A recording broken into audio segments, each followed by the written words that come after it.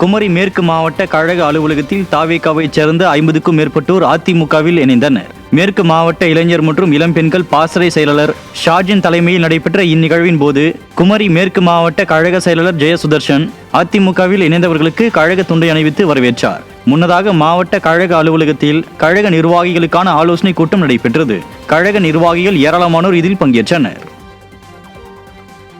திருவண்ணாமலை கிழக்கு மாவட்டம் கீழ்பெண்ணாத்தூர் வடக்கு ஒன்றிய பகுதிகளில் இருந்து திமுக மற்றும் பன்னீர் ஆதரவாளர்கள் 100க்கும் மேற்பட்டோர் அதிமுகவில் இணைந்தனர். முன்னாள் அமைச்சரும் திருவண்ணாமலை கிழக்கு மாவட்ட கழக செயலாளருமான எஸ். ராமச்சந்திரன் கழகத்தில் இணைந்தவர்களுக்கு கழக துண்டினை அணிவித்து வரவேற்றார். வடக்கு ஒன்றிய செயலாளர் ஞானசேகரன் ஏற்பாட்டில் நடைபெற்ற இந்நிகழ்ச்சியில் கழக நிர்வாகிகள் ஏராளமானோர் பங்கேற்றனர்.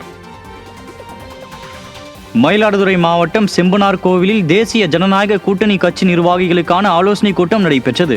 வரும் சட்டமன்ற தேர்தலை முன்னிட்டு அதிமுக மாவட்ட கழக செயலாளர் எஸ். பவுன்ராஜ் தலைமையில் ஆலோசனை கூட்டம் நடைபெற்றது. இந்நிகழ்வில் கழக நிர்வாகிகள், தேசிய ஜனநாயக கூட்டணி கட்சி நிர்வாகிகள் ஏராளமானோர் பங்கேற்றனர். தென்காசி மாவட்டம் செங்கோட்டையில் உள்ள வடக்கு மாவட்ட கழக அலுவலகத்தில் அண்ணா தொழிற்சங்கம் மற்றும் எம்ஜிஆர் மன்ற நிர்வாகிகள் ஆலோசனை கூட்டம் நடைபெற்றது. சட்டமன்ற உறுப்பினரும் தென்காசி வடக்கு மாவட்ட செயலாளருமான கிருஷ்ணமுரளி தலைமையில் நடைபெற்ற இக்கூட்டத்தில் மாவட்ட அவைத்தலைவர் மூர்த்தி, கழக அண்ணா தொழிற்சங்க பேரவை துணை செயலாளர் ஆகியோர் முன்னிலை வகித்தனர்.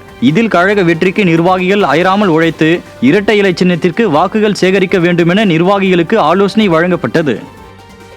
தருமபுரி மாவட்டம் காரிமங்கலம் கிழக்கு ஒன்றியம் கும்பார அள்ளி ஊராட்சி மற்றும் காரிமங்கலம் மேற்கு ஒன்றியம் பொம்ம அள்ளி ஊராட்சியில் இருந்து 25க்கும் மேற்பட்டோர் திமுகவில் இருந்து விலகி அதிமுகவில் இணைந்தனர். முன்னாள் அமைச்சரும் தருமபுரி மாவட்ட கழக செயலாளருமான KP அன்பழகன் தலைமையில் அதிமுகவில் இணைந்தவர்களுக்கு கழக துண்டு அணிவித்து வரவேற்பு அளிக்கப்பட்டது. மாவட்ட இளைஞர் மற்றும் இளம்பெண்கள் பாசறை செயலாளர் KPA சந்திரமோகன் முன்னிலையில் நடைபெற்ற இந்நிகழ்வில் கழக நிர்வாகிகள் பலர் பங்கேற்றனர்.